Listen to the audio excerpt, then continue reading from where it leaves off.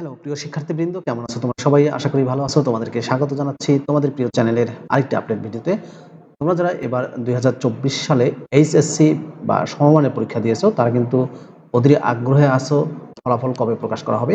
খুব শীঘ্রই ফলাফল তোমাদের প্রকাশ করা হবে, কিন্তু ফলাফল কিভাবে প্রকাশ করা হবে সেই পদ্ধতিটি নিয়ে একটু দেরি হচ্ছে। জেএসসি এবং এইচএসসির ফলাফলের ভিত্তিতে কিন্তু তোমাদের এইচএসসির ফলাফল প্রকাশ করা হবে।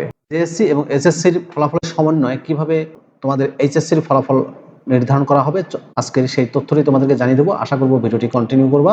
তো চলো আমরা জেনে আসি বিস্তারিত।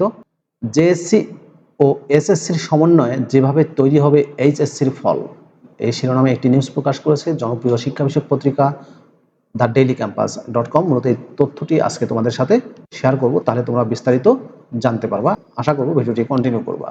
সাবজেক্ট ম্যাপিং পদ্ধতিতে জেএসসির 25 এবং এসএসসির 75 নম্বরের সমন্বয়ে চলতি বছরের এইচএসসি পরীক্ষার ফল তৈরি হবে।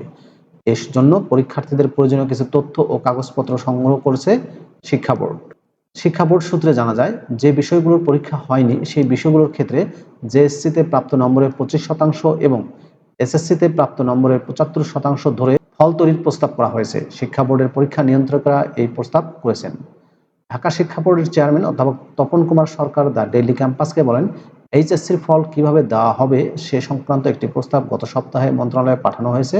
প্রস্তাব অনুমোদনের আগে এই বিষয়ে আমি কোনো কথা বলতে চাচ্ছি না, কেননা প্রস্তাব অনুমোদন না হলে পরবর্তীতে বিষয়টি নিয়ে জটিলতা তৈরি হতে পারে।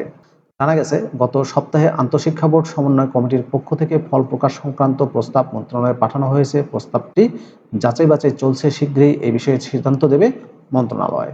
চলতি বছর 9টি সাধারণ শিক্ষা বোর্ড, কারিগরি বোর্ড ও মাদ্রাসা শিক্ষা বোর্ডের অধীনে মোট পরীক্ষার্থী ছিল 14,50,790 জন।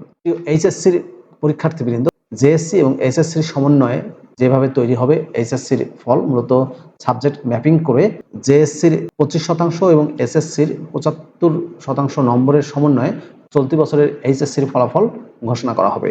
ভিডিওটি তোমাদের কেমন লাগলো অবশ্যই কমেন্ট করে জানাবা। ভালো থাকবা সবাই। তোমাদের সুস্বাস্থ্য, সুন্দর, দীর্ঘায়ু জীবন কামনা করছি। কথা হবে পরবর্তীতে অন্য কোনো ভিডিওতে। সে পর্যন্তই আল্লাহ হাফেজ।